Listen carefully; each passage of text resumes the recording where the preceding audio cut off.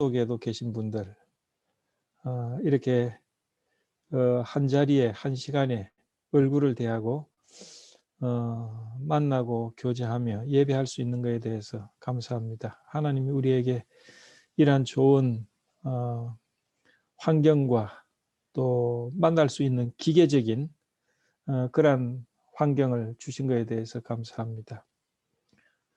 우리는 지금 현재 땅을 디디고 살고 있습니다. 오늘 우리는 숨을 쉬고 또 먹어야 하고 활동하고 또 잠자고 일하고 이런 평범한 삶을 살아가는 우리들입니다. 오늘 우리가 생각해야 할 것, 오늘은 디모데후서 4장을 중심으로 교훈을 얻게 되기를 바랍니다. 제목을 우리가 붙인다면 우리에게 필요한 세 가지, 우리에게 필요한 세 가지, 혹은 우리에게 감사한 세 가지, 이렇게 붙이면 되겠다, 이런 생각을 갖습니다. 여러분은 사도행전을 아마 읽어보신 줄 믿습니다. 사도행전에는 사복음서 예수 그리스도의 생애를 읽고 그 다음에 교회가 출발을 하죠. 그리고 출발한 교회를 통해서 복음이 예루살렘과 유대와 사마리아 그리고 온 세상까지 전파된다는 그 역사를 기록하고 있는 것이 사도행전입니다. 사도들이 그리고 그리스도인들이 그들의 믿었던 주님을 세계 만방을 향해서 전하는 역사가 사도행전에 기록되어져 있습니다. 사도행전에는 초대교회의 출발을 볼 수가 있고 그 다음에 베드로의 사역을 볼 수가 있습니다. 그리고 사도 바울의 사역으로 넘어가서 사도 바울이 굉장한 역사를 이렇게 거두는 그런 선교 여행 1차, 2차, 3차에 걸친 선교 여행을 통해서 온 지중해권의 복음을 전하는 장면이 나옵니다. 이제 그렇게 하다가 사도 바울이 체포가 되죠. 체포가 돼가지고 이제 그는 상당히 그 위험한 가운데 놓이게 됐는데 유대인들이 그를 시기를 해서 잡아 죽이려고 했죠. 그때 사도 바울이 굉장한 위험한 가운데 나는 로마 사람이다. 로마 시민권을 가지고 있다. 그러니 나는 재판을 내가 죄가 있다면 재판을 로마 황제에게 나는 받고 싶다. 그래서 그를 체포했던 로마 군병들이 그가 로마 사람인 것을 알고 로마 시민권자들은 재판을 마지막에는 로마 황제에게 재판을 요구할 수가 있습니다. 말하자면 요즘으로 말하면 대법원격인 로마 황제에게 재판을 요구했기 때문에 유대인들의 핍박에서 그를 보호해서 배를 태워서 지중해를 건너서 로마까지 그를 압송하게 됩니다. 지금으로부터 2000년 전에 이러한 어떤 법 절차가 있었다는 사실은 굉장히 놀라운 것입니다. 굉장히 우리가 2000년 전에 로마 시대의 법이라든지 행정이라든지 군사라든지 하는 것은 요즘에 21세기와 거의 같을 정도로 굉장히 조직적이고 또 철저한 행정이 구비되어 있었습니다. 우리는 사도행전에서 사도 바울이 배를 타고 로마로 가면서 풍랑을 만나는 장면들을 기억을 할 수가 있습니다. 그리고 그는 로마에 도착을 합니다. 그리고 그는 죄수로 갔기 때문에 감옥에 일단 갇히게 되죠. 그 감옥은 요즘에 있는 그런 감옥이 아니고 그냥 일반 집이었습니다. 셋집이었다고 되어 있습니다. 그래서 셋집에서 머물면서 그는 자유스럽게 사람들도 만나고 또 이렇게 자유로운 활동을 할 수가 있었습니다. 그래서 사도행전 28장 마지막 부분에 보면 이렇게 끝납니다. 바울이 온 이태를 자기 셋집에 유하며 자기에게 오는 사람들을 다 영접하고 담대히 하나님의 나라를 전파하며 주 예수 그리스도께 관한 것을 가르치되 그 많은 사람이 없었더라. 이렇게 사도행전은 끝납니다. 그 다음에 사도 바울의 생애는 어떻게 전개되었을까? 우리는 잘 알지 못하죠. 그러나 전혀 알지 못하는 것이 아니고 우리는 사도 바울이 쓴 서신들, 예를 들면 로마서라든지 고린도전서, 후서, 그 다음에 에베소서, 빌립보서, 골로새서, 디모데전서, 후서, 디도서 등등을 통해서 그 이후에 사도 바울이 어떻게 활동했는가 하는 것을 약간 알 수가 있습니다. 그래서 이런 서신서를 통해서 1차 로마의 1차 감옥에서 풀려나고 난 이후에 사도 바울이 그의 생애의 마지막 교수형을 당하는 그러한 환경에까지 어떻게 진행이 됐는가에 대해서 우리가 자세히는 알 수가 없지만은 단편적으로 그의 생애의 마지막 부분을 이렇게 재구성할 수가 있습니다. 그래서 제가 그 구성을 대략적으로 살펴보면 그는 이제 2년 동안 가택연금, 요즘으로 말하면 약간의 느슨한 가택연금을 당하고 그는 풀려납니다.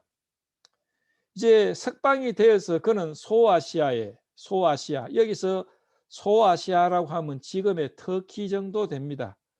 터키 지역에 자기가 1차, 2차, 3차 전도 여행을 했던 지금의 터키 지역과 마게도니아 지역은 지금의 그리스와 그 북쪽 지역을 말합니다. 마게도니아 그리고 섬이었던 그레데 등을 지역을 아마 방문했던 흔적을 우리는 서신서에서 볼 수가 있습니다.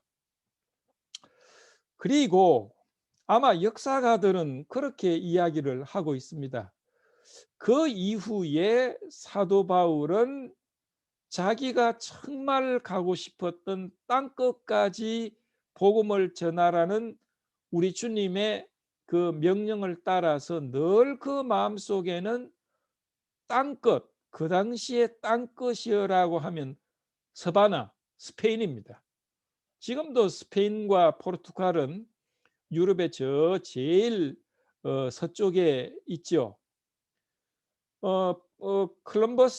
콜럼버스가 이렇게 스페인 혹은 포르투갈에서 배를 타고 인도로 가는 항해를 시작을 하다가 결국에는 신대륙 아메리카를 발견하게 되죠.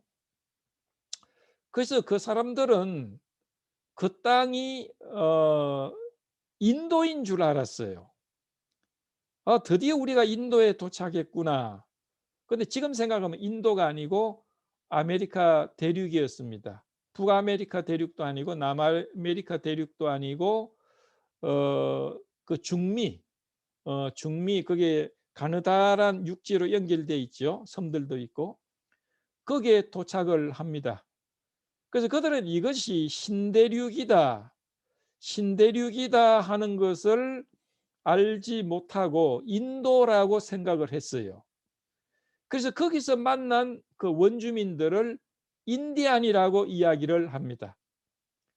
그래서 사실 인디안이라고 하면 여러분들이 아메리칸 인디안을 먼저 생각을 하죠. 그러나 그것은 본래 인도 사람들을 인디안이라고 그럽니다.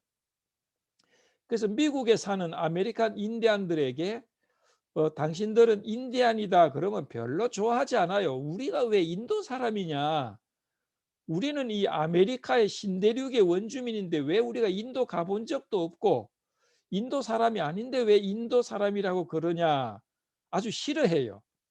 그래서 요즘에는 아메리카에 사는 본래 원주민들은 인디안이라고 하지 않고 네이티브 아메리칸, 아메리카의 본토인이다 이렇게 이야기를 합니다.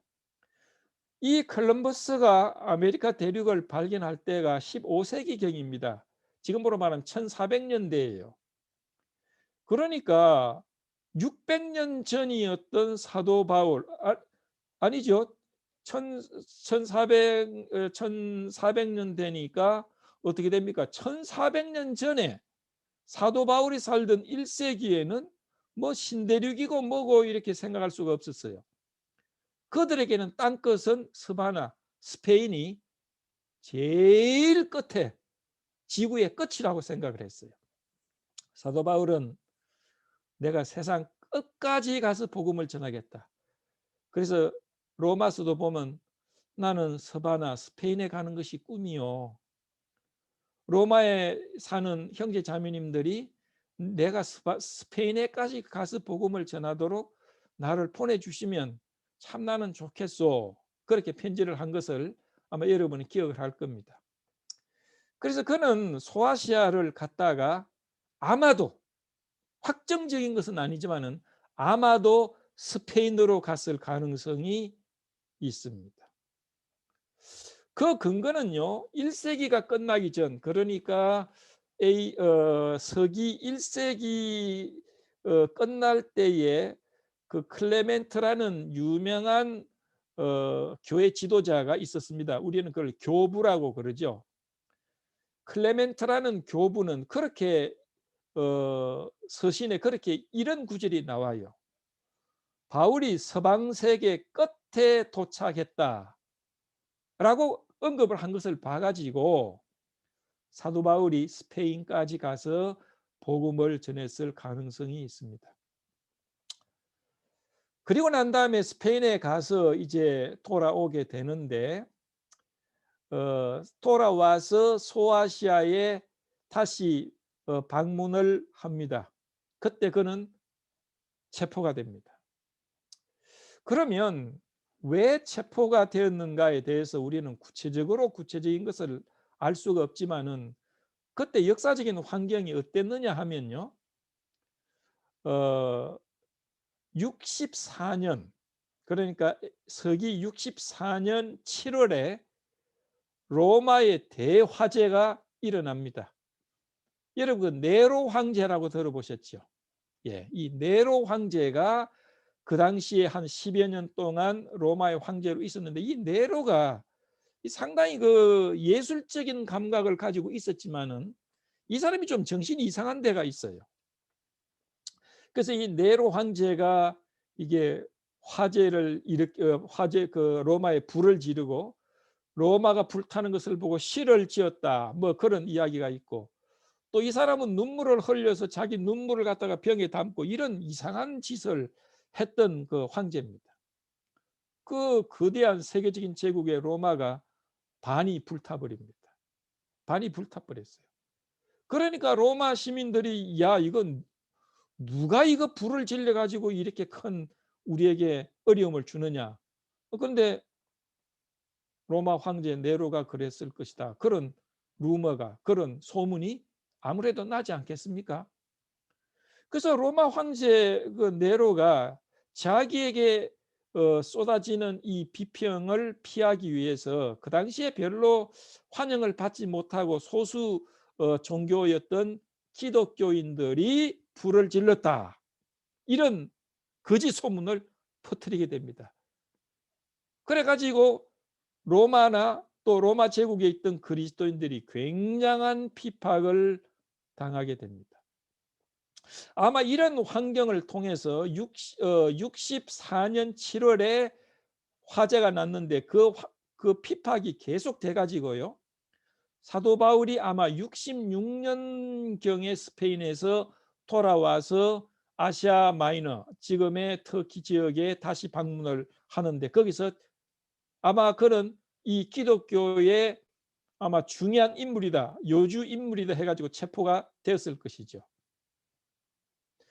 그때 사도 바울과 함께 있었던 많은 그리스도인들이 자기들의 생명과 안전을 위해서 사도 바울을 떠납니다.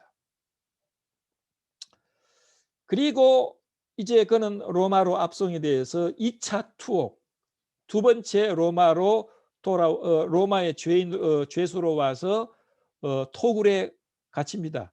1차 토굴에 1차 감옥에 갇힐 때는 셋집에 있었고 자유로웠어요. 그러나 2차 때는 이거는 심각한 이렇게 문제입니다. 그래서 그런 보통 감옥도 아니고 토굴에 갇혔어요. 땅을 파가지고 깊은 토굴에, 우물속 같은데 그를 집어넣었습니다. 그래서 그는 토굴에 갇혀서 이제 그의 생의 마지막을 직감합니다. 아, 내가 이제 곧 내 생애가 끝나겠구나.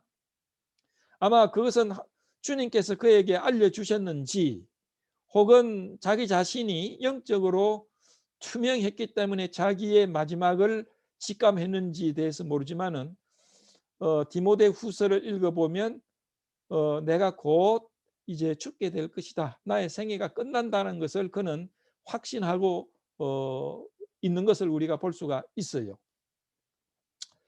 그리고 난 다음에 그는 그 속에서 디모데 후서를 씁니다. 이 디모데 후서는 사도 바울의 열 몇 개의 서신서 가운데 최후의 서신입니다. 그리고 그는 로마 서쪽에 있는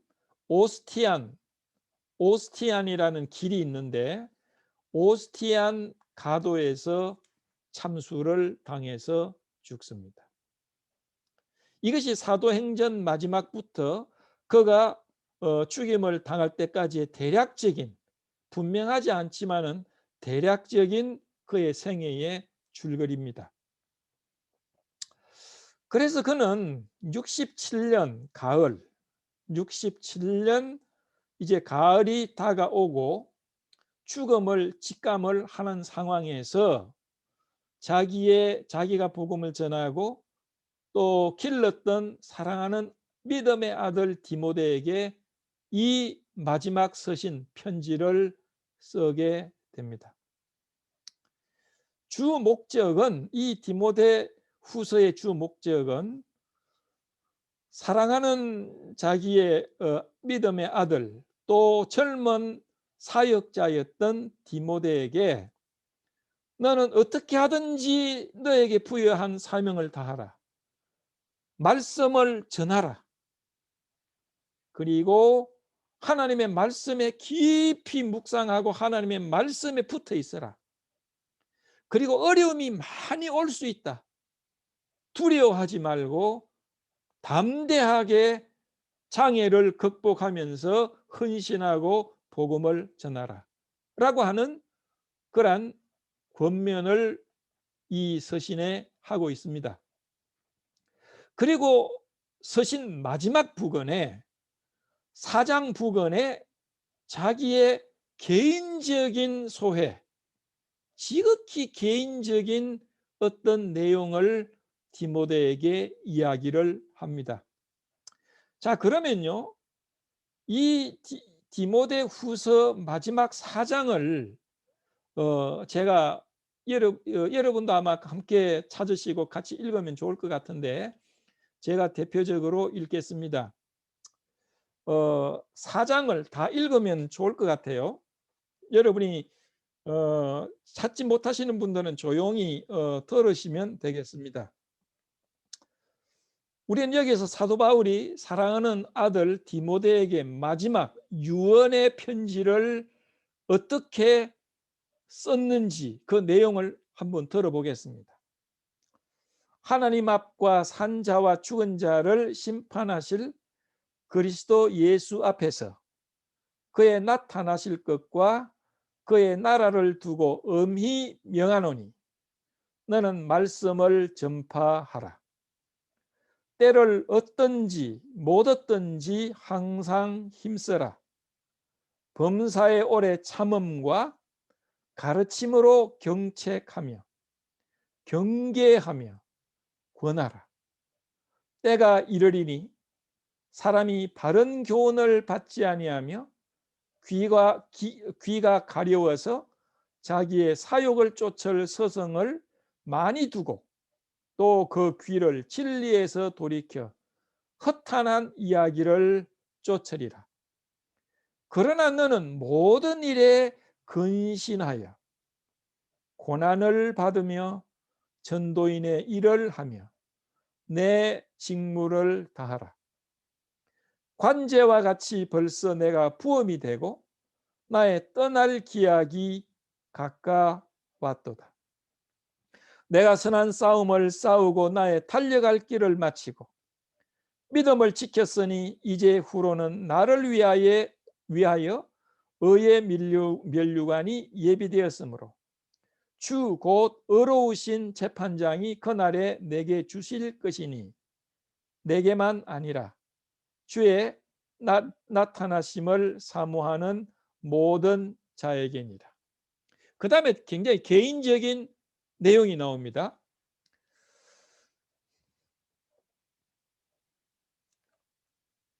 13절 19절부터 보면 너는 어서 속히 내게로 오라. 대만은 이 세상을 사랑하여 나를 버리고 데살로니카로 갔고 그레스게는 갈라디아로 디도는 달마디아로 갔고 누가만 나와 함께 있느니라. 내가 올 때에는 마가를 데리고 오라. 저가 나의 일에 유익하니라. 두기고는 에베소로 보내었노라. 내가 올 때에는 내가 드로아의 가보의 집에 둔 겉옷을 가지고 오고 또 책은 특별히 가죽 종이에 쓴 것을 가져오라. 구리장색 알렉산더가 내게 해를 많이 보였음에 주께서 그 행한 대로 저에게 갚으시리니 너도 저를 주의하라. 저가 우리 말을 심히 대적하였느니라. 내가 처음 변명할 때 나와 함께 한 자가 하나도 없고 나를 다 버렸으나 저희에게 허물을 돌리지 않기를 원하노라. 주께서 내 곁에 서서 나를 강건케 하시면 나로 말미암아 전도의 말씀이 온전히 전파되어 이방인들로 듣게 하려 하심이니 내가 사자의 입에서 건지웠느니라. 주께서 나를 모든 악한 일에서 건져내시고 또 그의 천국에 들어가도록 구원하시리니 그에게 영광이 세세 무궁토록 있을지어다. 아멘. 18절까지만 읽겠습니다. 영국 국교의 어느 감독은 디모데 후서를 그렇게 표현을 했어요. 눈물 없이 읽을 수 없는 편지다. 눈물 없이 읽을 수 없는 편지다. 저는 그 표현에 참 동감을 합니다. 너무나 위대한 사도 바울의 생애가 왜 이렇게 외롭고 쓸쓸하고 초라하게 끝나고 있는가? 여러분, 그는요 정말 복음의 그 이론적인 기초를 기록한 분입니다. 부활한 예수 그리스도를 만납니다. 그리고 그로부터 직접 그는 임무를 부여받습니다.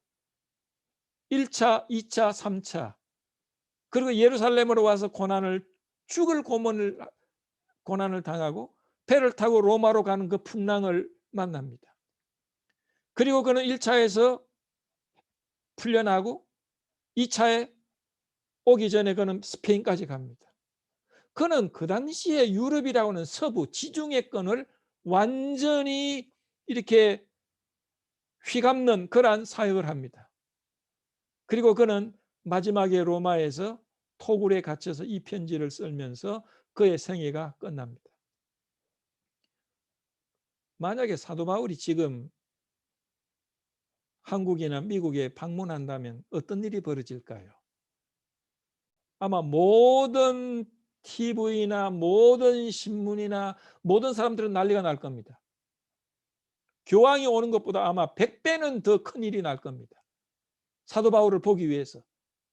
그에게 좋은 호텔, 그에게 좋은 그런 모든 재반 시설, 음식, 명예.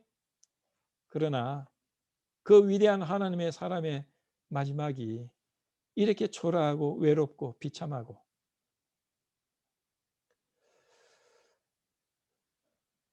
오늘 우리가 생각하고자 하는 것은 사도 바울이 디모데에게 편지 가운데 지극히 인간적이고 개인적인 부탁을 3가지를 합니다. 그것은 최후의 순간을 맞이한 사도 바울에게 절실한 필요였어요.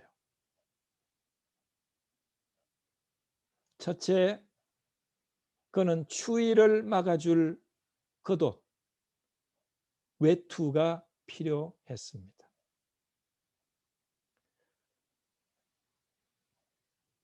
위대한 사도 바울은 신이 아닙니다. 천사도 아닙니다. 여러분과 저와 같은 평범한 사람일 뿐입니다. 그리고 이 당시의 사도 바울은 나이가 많고 연약한 노인이었어요. 그는 토굴에 갇혀서 그 습기와 벌레들과 그리고 밤에 뼈에 스미는 추위를 당하면서 떨면서 잠을 제대로 자지 못하는 그런 환경 가운데 있었을 것입니다. 그래서 그는 자기가 1차 감옥에서 풀려난 다음에 소아시아에 갔을 때 드로아의 집에서 맡겨둔 그 겉옷, 여기서 겉옷이라는 것은 마치 한국의 그 두루마기처럼 이렇게 위에서부터 통으로 입는 그런 그 옷을 말합니다. 사도 바울은 너무나 추웠어요. 견딜 수가 없습니다. 그래서 그 드로아의 집에 맡겨둔 자기의 겉옷 생각이 났어. 디모데야, 속히 와라. 올 때 그 드로아의 집에, 가보의 집에 맡겨둔 내 겉옷 좀 꼭 갖다 다고.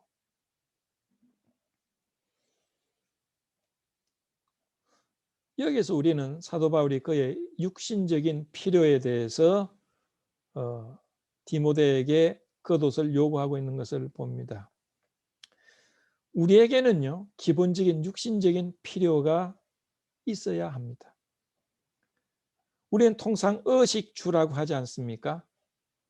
입어야 할 옷이 필요하고, 먹어야 할 음식이 필요하고, 그 다음에 잠을 청할 수 있는 그러한 안식처가 필요하죠. 이건 인간에게 기본적으로 필요한 것을 보여줍니다. 사도 바울은 여기에 있어서 음식에 대해서 이야기하고 있지 않지만은 아마 우리는 짐작할 수가 있습니다. 얼마 후에 사형을 당할 사형수에게 무슨 따뜻한 음식, 뭐 기름진 음식을 주었겠습니까? 그 음식에 대해서는 우리는 상상하고도 남습니다. 그가 절실했던 것은 그 음식보다도 추위였어요. 그 나이가 많고, 그리고 그는요 40에 하나를 감한 매를 수없이 맞았어요. 어떤 경우에는 사람들의 돌에 의해서 죽임을 당해 사람들이 죽었다 하고 가버렸어요. 그리고 난 다음에 일어나서 성에 들어갔다고 돼 있어요. 그런 후유증들이 그 노인 사도 바울의 몸속에 후유증으로 남아있지 않겠어요? 얼마나 추웠겠습니까? 그는 아마 그는 여름에 체포됐는지 모르겠어요. 그런데 가을이 다가옵니다. 이제 겨울이 다가오면 이거는 피할 수 없을 만큼 잔인한 그런 추위를 견뎌내야 합니다.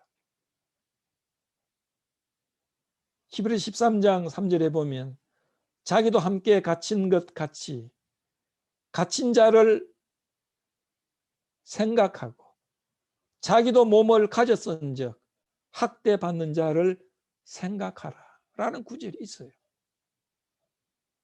여러분, 사람이요, 인간 인생에 있어서 가장 기본적인 의식주의 결핍은요, 사람으로 하여금 참 고통과 마음의 짐과 두려움과 그리고 슬픔을 느끼게 합니다. 저는 1980년 1월 1일부터 제 자신을 주님 앞에 공식적으로 헌신을 하는 날이다. 저는 그렇게 생각을 합니다. 저는 기억을 합니다. 1980년 그날이 주일날이었다고 기억이 들어요. 주님이 저를 부르셨는데 저는 수없이 거절하다가 그러면 제가 주님을 저 같은 사람도 쓰시려고 하면 한번 써보시던가 하고 저를 헌신을 했어요. 그 다음에는 가족과 이제 연락도 별로 안 하고 주님이 저를 쓰시려면 저를 먹이시고 입히시고 마음대로 하십시오. 그래서 이제 제가 그때 출석하던 교회에 거기서 이제 종탑이 있는데 종탑에 거기서 살았어요. 음식이 생기면 먹고 그랬는데 한 번은 아침인데 먹을 것이 없어요. 제가 그때 80년대인가 26만으로 26인데 그때까지 제가 굶어 본 적이 없거든요. 그 말은 뭐냐면 물론 배가 아파서 못 먹은 그건 말고 먹을 수 있는 시간도 있고 내 위장은 튼튼하고 그런데 먹을 음식이 없어서 딱 그때 굶어 본 적이 딱 한 번 있어요. 근데 참 기분이 이상합니다. 그게 사람이 바빠가지고 점심을 아침을 그런 거는 사정은 그런데 시간도 있고 먹을 수 있는 그 모든 조건이 되는데 먹을 음식이 없는 거예요. 그거는 굉장히 묘한 마음이 들었어요. 야, 참 이상했어요. 그 뒤에 이제 음식이 있었는데 제 기억에 그 김치하고 밥밖에 없었어요. 그걸 먹는데 얼마나 감사한지 몰라요. 그리고 얼마나 맛있는지 모르겠어요. 제가 그 이후에 음식 먹는 것을 배웠습니다. 지금도 우리 집사람은 알 거예요. 제가 그 밥그릇에 밥풀 하나 별로 남기지 않습니다. 특별한 경우 외에는 내가 먹는 그릇에 음식이 남잖아요. 왜? 그때 배운 거예요. 음식이 귀하다는 거. 그리고 음식이 얼마나 감사하다는 거. 그 전이나 그날 그 이후나 제가 굶어 본 적이 없습니다. 아마 하나님은 너 굶는 것이 어떤 것인 줄 아느냐 하고 아마 맛배기로 보여주시는 것 같았어요. 만약에 그 이후에 밥 먹듯이 굶었다면 저는 사회기구 다 때려치웠을 겁니다. 왜? 저는 그렇게 생각을 해요. 하나님이 저를 주인이고 저는 종으로 불렀다면 주인이 종을 먹이고 입히고 해야 될 거 아니요. 만약에 주인이 돼가지고 나를 못 먹이고 입힌다면 나는 종 안 하겠소. 저는 그런 주의자거든요. 아니, 내가 뭐라고 나를 먹이지도 못하고 입히지도 못한 주인을 섬겨야 할 필요가 없잖아요. 그리고 성경에 그렇게 돼 있어. 성경에 너의 필요를 채워주시겠다. 물론 내가 사치하도록 부유하게 하겠다는 약속은 없지만 필요를 채워주시겠다 약속을 했고 이렇게 뭐 되지도 않았지만 복음을 전한다고 했기 때문에 아니 곡식을 뜯는 소의 멍에를 망을 씌우지 말라 그랬잖아요. 그래서 저는 제 마음속에 그래, 하나님 저를 먹을 자신이 없으면 포기하십시오. 저는 입힐 자신이 없으면 그 주인 되는 걸 포기하든지 내가 종 되는 걸 포기하겠습니다. 그런 주의지 뭐 이렇게 복잡하게 이렇게 저는 뭐 수없이 굶으면서 주님의 일을 했다는 사람들 조금은 좀 이해를 못해요. 난 그 사람들한테 하지 말라고 그럴 거야. 왜냐하면 그 약속이 틀리지 않습니까? 그런데요, 참 굶는 사람. 제가 어릴 때 국민학교 다닐 때요. 아침에 그 우리 동리에 그 사는 사람들이 저희 집에 그때는 그 뭡니까 박으로 이렇게 그건 뭡니까 이렇게 표주박 그때는 전부 다 박으로 해서 요즘에 플라스틱으로 나오지만 박으로 했는데 그걸 가지고 쌀을 빌려러 오는 사람들이 꽤 있었어요. 어릴 때는 그것을 잘 이해하지 못했어요. 근데 지금 생각하면 그 표주박으로 오늘 아침을 해야 되는데 쌀이 없으니까 빌려러 올 수밖에 없었던 그 어머니의 마음을요. 지금 생각하면요. 내 마음이 아려. 그 자식들을 먹여야 되고 자식들을 학교 보내야 되는데 아침에 일어났는데 밥이 없었다면 그 얼마나 절망적이고 얼마나 마음이 아프겠어요. 우리가 50년대 60년대 그렇게 살았어요. 내 친구들 참 굶는 아이들 많았어요. 학교에 가면요. 그래서 조용히 점심시간 되면 나가서 그냥 우물물 퍼마시고 그랬어요. 어느 분이 그러더라고요. 가장 굶는 것이 가장 서럽고 고통스럽고 그 중압감이 말도 못한다는 거예요. 우리에게 있어서 가장 필요한 거는요. 기본적인 생애에 인생에 있어서 필요한 것들. 의식주 아닙니까? 사도 바울은 이제 날이 서늘해지는데 추웠어요. 여러분 토굴이 얼마나 추운지 아십니까? 습기 있죠. 거기서 사도 바울은 추워서 옷이 생각나서 옷을 갖다 달라고 그랬어요.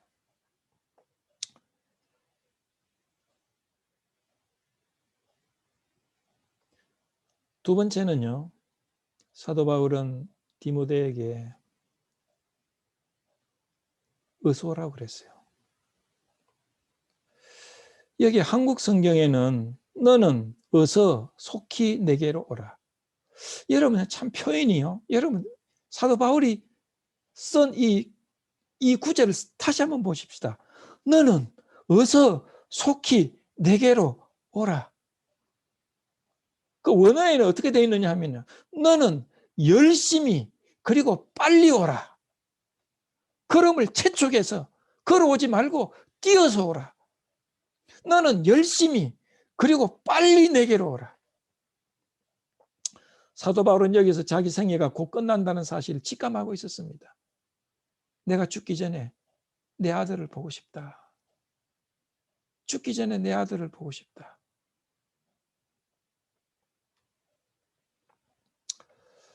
사도 바울은 하나님과 깊은 교제 가운데 있었을 것입니다. 그러나 사도 바울은 인간이었어요. 인간이기 때문에 인간의 교제가 필요했어요.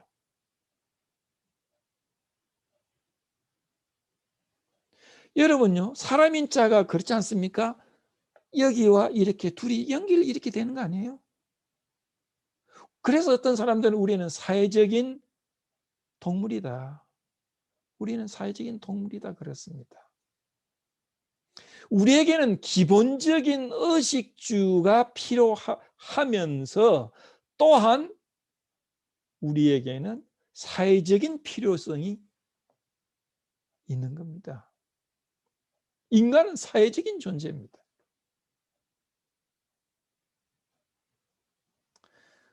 사람들 가운데 한 가지 굉장히 큰 불행은요. 사회로부터 격리되는 겁니다. 이러면 죄를 지은 사람들을 감옥에 왜 가둡니까? 사회적인 관계망을 단절시키는 겁니다. 이것이 굉장히 큰 고통이에요. 예를 들면 내가 뭘 친구도 없고 뭐 아는 사람도 없고 외롭다. 그러면 감옥에 가면 그렇게 큰 충격이 아닐지 모르겠어요. 그러나 신문에 나듯이 삼성의 총수 이재용 사장 같은 뭐 회장 같은 경우에는 그 사회적인 네트워크, 사회적인 그 채널들, 사회적인 관계가 엄청난 거 아닙니까? 이게 세계적인 거예요. 그걸 갖다가 잘라버린다는 거는요. 그 사람에게는 엄청난 충격이고 엄청난 불행입니다. 사도 바울의 말년, 아마 정상적인 환경에 있다면 그런 존경을 받고 정말 많은 사람들로부터 대접을 받고 이름이 나고 유명해지고 영화로운 위치였겠지만은 그러나 그야 마지막에는요. 너무나 많은 사람들 단절되었어요. 뭐라고 했습니까? 대만은 세상을 사랑하여 나를 버리고 데살로니가로 갔다. 버림을 당하는, 친구로부터 버림을 당하는 슬픔이 있었어요. 대만은 그리스도인이었지만 바울이 당하는 고난에 동참하기를 거절했을 겁니다. 그레세게는 갈라디아로 가버렸고 디도는 달마디아로 가버렸다. 그리고 누가만이 내 곁에 지금 지키고 있다. 이 누가는 누가복음을 지은 그리고 사도행전을 쓴 그 누가입니다. 의사였죠. 바울과 함께 유일하게 있는 것 같았어요. 사도 바울은 깊이 아침 저녁으로 매시 주님과 교제했지만은 그는 인간이에요. 인간의 사회적인 교제와 인간이 그리웠어. 그리고 자기 사랑하는 아들을 죽기 전에 꼭 한번 보고 싶은 거예요. 그래서 너는 어서 속히 내게로 오라.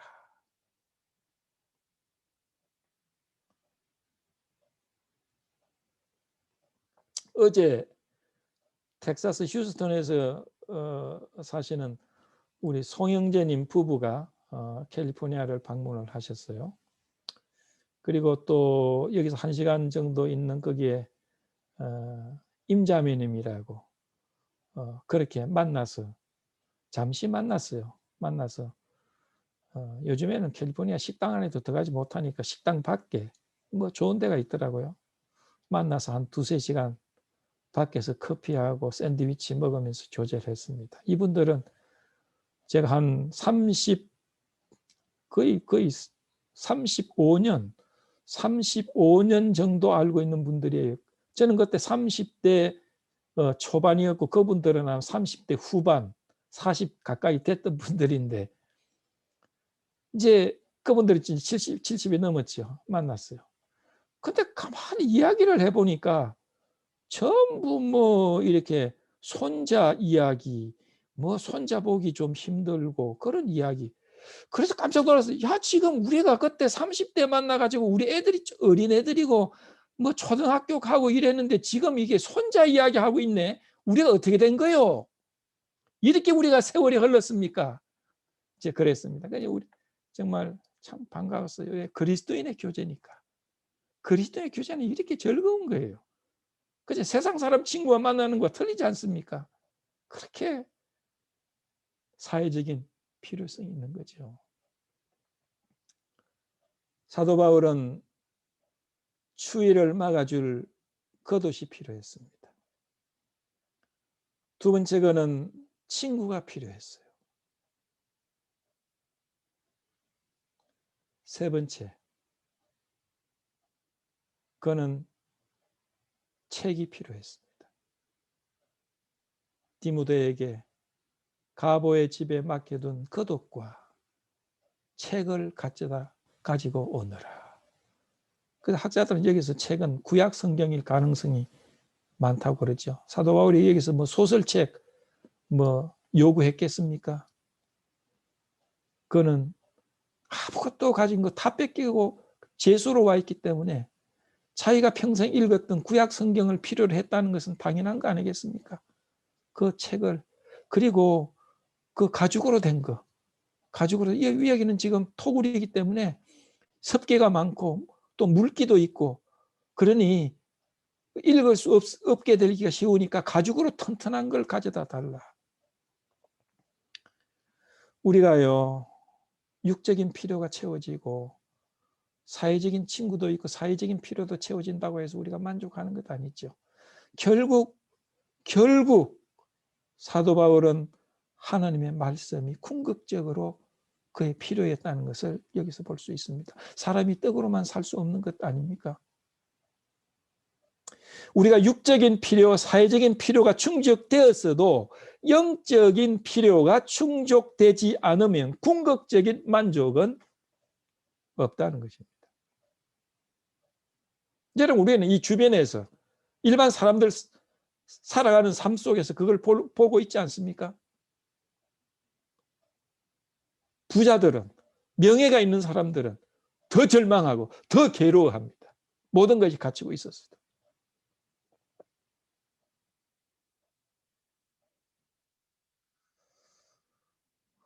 우리 주님을 생각해 보십시오. 우리 주 예수 그리스도는 이런 우리의 인간의 이런 결핍을 대신 당하셨어요. 예수 그리스도는 우리의 죄를 위해서 십자가에 죽을 뿐만 아니고 인간에 있어서 갖추어야 할 우리에게 필요한 절대적으로 필요한 이 세 가지를 십자가에서 우리 대신에 결핍을 당하셨습니다.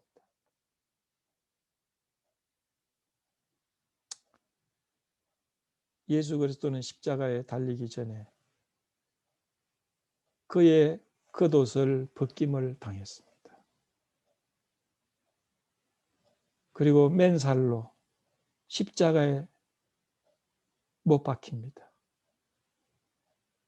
그리고 그 맨살에 십자가에 못 가시관을 쓰십니다.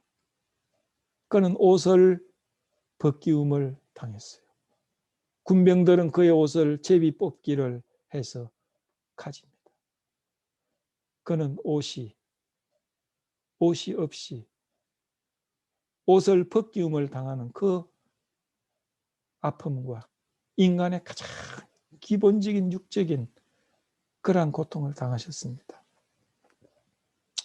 예수 그리스도는 십자가의 고난을 당하시기 전에 사랑하는 12대자 다 떠났습니다. 성경을 읽어드리면요, 마태복음 26장 56절에 이런 구절 기억하지 않습니까? 이에 제자들이 다, 한 명도 다 예수를 버리고 도망하니라.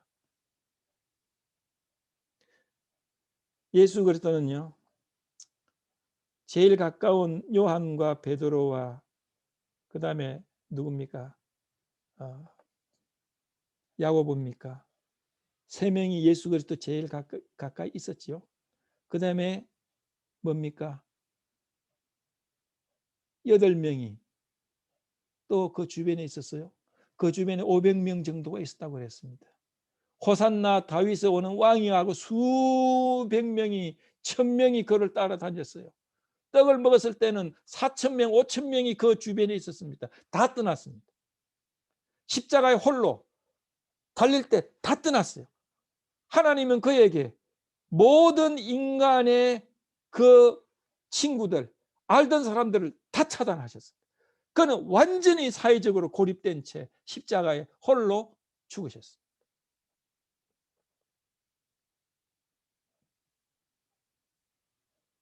세 번째, 그는 아버지 하나님과 교제가 단절되어집니다. 진리, 하나님 아버지의 진리와 그는 단절됩니다. 이것은요, 예수 그리스도에 있어서 고난의 최절정입니다. 많은 사람들은 예수 그리스도가 십자가에서 못 박히는 그 고난만 생각을 합니다. 그리고 채찍에 맞은 고난을 생각을 합니다. 이거는요, 예수 그리스도가 죽음을 할만하시거든 내 잔을 내게서 옮겨 주십시오 하는 그 두려움에 그 고통과 그 두려움의 진짜 원인은 못 박히는 게 아니었어요.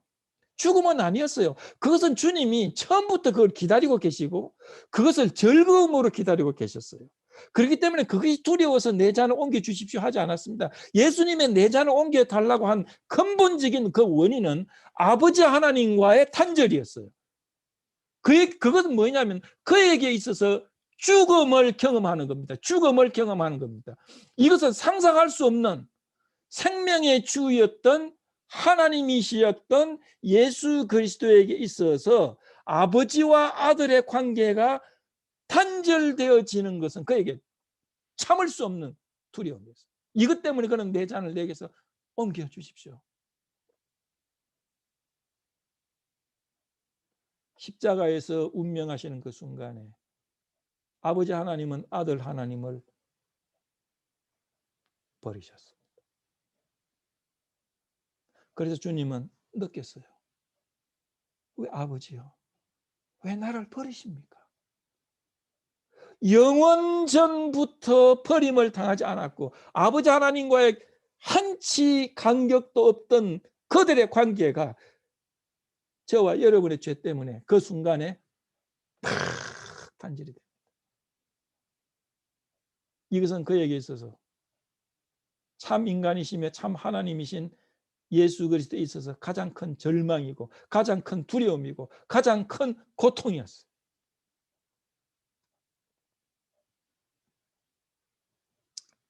사도 바울이 필요로 했던 세 가지가 예수 그리스도에 있어서 세 가지 그대로 적용이 됩니다.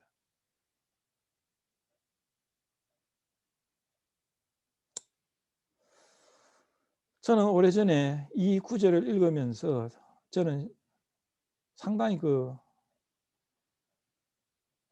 실족 가운데 있었어요. 아삽이 하나님에 대해서 의심하고 실족 가운데 있었듯이 저도 실족 가운데 있었어요. 이거 봐라. 그렇게 충성했던 사도 바울이 그의 마지막에 하나님은 그를 토굴에서 건져내실 수 없었나? 하나님은 세상의 모든 것, 우주의 만물이 자기 것이라고 했는데 사도 바울의 마지막에 그것도 충성스러운 종에게 겉옷 하나 주실 수 없었나? 사도 바울이면 그 위대한 사람한테 왜 사람들이 다 그를 떠나버리고 한 사람도 그에게 남지 않게 그렇게 외롭게 하시는가? 그에게 성경도 읽지 못하게 하시는가? 도대체 왜 그러시는가? 주님 앞에 충성해야 될 이유가 있는가? 나도 주님 앞에 충성하다 보면 이렇게 패가망신하고 이렇게 외로워지고 이렇게 슬픔 가운데 죽게 되는 거 아니야?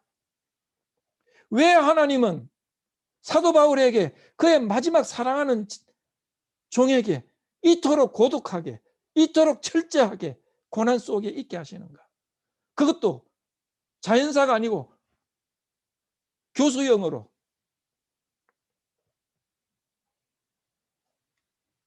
오래전이었으면 저는 상당히 의심 가운데 들어갔어요. 왜 그랬을까? 왜 그랬을까?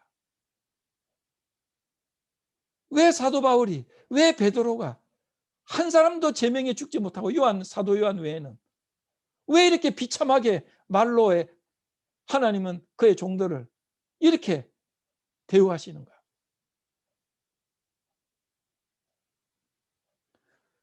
그런데 제 마음속에 주님은 그런 교훈을 주셨어요. 그것은 우리 주님이 사도 바울에게 말할 수 없는 은혜였다는 겁니다. 말할 수 없는 축복이었고 은혜였다는 겁니다. 사도 바울은요, 골로새 1장 24절에 그 마음속에 그리스도의 남은 고난에 나는 참여하고 싶다. 그리스도의 남은 고난에 참여하고 싶다. 갈라디아 6장 17절에는요. 내 몸에 예수의 흔적을 나는 가졌다. 예수 그리스도의 채찍질, 예수 그리스도의 돌팔매질, 예수 그리스도의 사람들에 의해서 배반당하는 것, 예수의 당하시는 고난을 예수 그리스도 사도 바울은 자기 몸에 흔적을 가졌다는 것을 자랑스럽게 생각했어요. 그리고 빌립보 1장 20절에는요, 사도 바울은요, 늘 마음속에 소원이 있었어요. 내 몸에서 그리스도가 존귀하게 되고 내 몸에서 100% 예수만이 존귀함을 받으시고 영광을 받으시길 바랍니다. 나는 쇠하여져야 합니다. 나는 사라져야 하고 나는 낮아져야 합니다. 그 소원과 그 기도가 예수 그리스도에 의해서 응답되어집니다. 은혜가 아닙니까? 예수 그리스도께서 하나님이 사도 바울에게 이런 기본적인 것을 주실 수 없었기 때문에 사도 바울이 이렇게 됐을까요? 아닙니다. 우리는 사도 바울 생애 속에서 주님께서 그에게 기적적으로 그를 살려주시고 역사하셨던 것을 봅니다. 마지막에 그래서 우리는 이 보면 옆에 그랬어요. 17절 보면 주께서 내 곁에 서서 나를 강건케 하시면 나로 말미암아 전도의 말씀이 온전히 전파되어 이방인들로 듣게 하려 하십니다. 예수께서 사도 바울 곁에 계셨어. 예수께서 사도 바울 곁에 계셨으면서도 그에게 옷을 주시지 않았어요. 예수께서 곁에 계셨으면 사도 바울 제자들이 다 떠나게 만들었어요.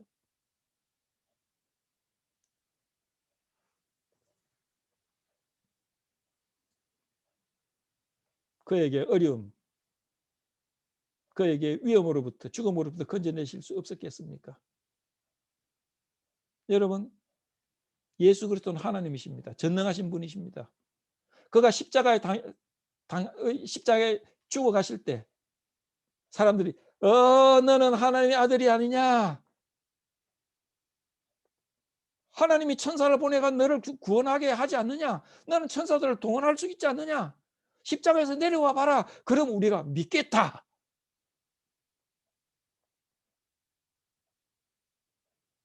여러분, 성경에 보면요, 재밌는 것이 있습니다. 주님은 한 번은 그랬어요.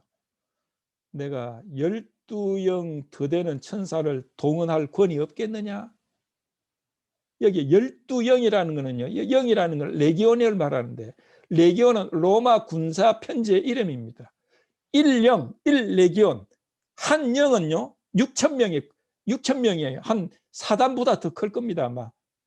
이게 로마 군단이에요. 한 군단이 6,000명의 군사들을 가지고 있었어. 그러면 12영이면 로마 군병으로 말하면 몇 명이라고요? 12 곱하기 6천이면 7만 2천 명이에요. 그런데요, 열왕기 하를 보면요, 아수르 군사가 이스라엘을, 유대를 이렇게 완전히 포위했어요. 그런데 하나님이 한 천사를 보냈어요. 성경 읽어보면 한 천사를 보냈어. 한 천사가 순식간에 아수르 군사를 몇 명을 죽였는지 아십니까? 18만 5천 명이에요. 한 천사가 한순간에 아수르 군사들을 18만 5천 명을 시체를 만들어 버렸어요. 자, 그러면 우리가 산술적으로만 생각해 보십시다. 7만 2천 명의 천사들이 죽일 수 있는, 한순간에 죽일 수 있는 사람이 몇 명이 되겠어요? 계산을 해보십시오.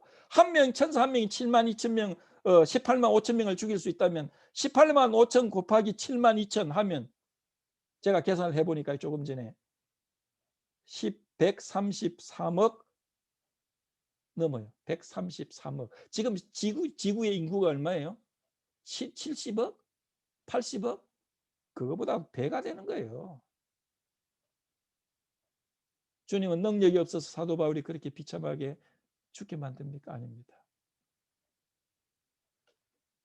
그리스도의 고난에 통참할 수 있도록 하고 예수 그리스도의 그 희생을 담게 했어요. 그것은 가장 존귀한 은혜입니다. 스데반은 사도행전에 기록된 첫 순교자로 기록되어 있죠. 스데반이 죽었을 때 그는 하늘이 열리고 예수 그리스도께서 서서 자기를 바라보고 있는 모습을 보았어요. 저는 이 구절을 읽을 때 사도 바울이 교수형을 당할 순간에 저는 꼭 그 생각을 해요. 사도 바울은 그의 목이 잘리는 순간에 주님이 서 계셨다고 봅니다. 스데반처럼. 그리고 주님은, 저는 그렇게 생각해요, 눈물을 흘리고 계셨다고 봐요.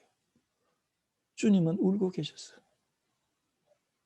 자기의 사랑하는 제자, 충성스러운 바울의 마지막을, 주님은 인간이셨고 인간의 고난을 겪었기 때문에 사도 바울의 그 고난과 그 죽음의 공포가, 죽음의 고통이 어떤 것인가 알았을 거예요. 그런데도 그것을 그에게 허락을 하셨어요. 나는 왜 그 생각을 하는지 모르겠어요. 주님은 사도 바울의 마지막 순간에 서서 울고 계셨을 것이라고 보는 겁니다. 그리고 그 영혼을 받으셨을 거예요. 말씀을 우리는 끝냅시다. 오늘 우리에게 필요한 그 세 가지입니다. 여러분, 육적인 필요 있으십니까? 의식주 기본적인 것 있으십니까? 감사합니다. 우리는 꼭 있어야 합니다. 우리에게 여기에 의식주에 꼭 결핍한 우리의 형제 자매들이 있다면 우리는 도와야 해요. 물질적으로 도와야 할 의무가 있습니다. 우리는 육적인 필요가 있다면 우리는 하나님 앞에 감사해야 합니다. 두 번째, 여러분 영적인 친구가 있습니까? 교제할 수 있는 우리의 형제 자매들이 있습니까? 감사해야 됩니다. 우리 지금 이렇게 영적으로 교제할 수 있는 거, 이런 이웃을 주신 거에 대해서 정말 감사해야 됩니다. 우리는 세상 친구들하고 이런 깊은 것을 우리가 어떻게 나눌 수 있습니까? 감사해야 됩니다. 여러분, 하나님의 말씀이 여러분 가정에, 여러분의 손에 있습니까? 감사해야 됩니다. 감사해야 됩니다. 우리는 이 세 가지가 별로 중요하지 않은 것, 귀하지 않은 것 같이 생각해 왔을지 모릅니다. 감사해야 됩니다. 그리고 주님을 찬양해야 됩니다. 우리에게 이렇게 큰 은혜를 주신 것에 대해서. 오늘 우리에게 필요한 세 가지. 오늘 우리에게 감사할 세 가지입니다. 기도하겠습니다. 아버지 하나님, 우리는 사도 바울의 마지막 유언의 편지, 거기에서 몸을 가졌던 한 인간, 사도 바울의 필요성, 필요, 결핍을 읽으면서 오늘 저희들이 얼마나 많은 것을 가지고 있고 얼마나 부유한가를 새삼 깨닫게 됩니다. 그리고 저희들이 가진 것에 대해서 감사하지 못했던 것에 대해서, 감사하지 못한 죄에 대해서 용서해 주시기를 바랍니다. 그리고 우리에게 이러한 은혜를 주신 주님을 찬양하고 경배하고 우리에게 맡겨진 사명과 또 이 땅 위에 우리에게 주어진 목적을 달성하는 데 부족함이 없는 저희들이 되도록 우리를 인도해 주옵소서. 우리 주 예수 그리스도 이름으로 기도하옵나이다. 아멘.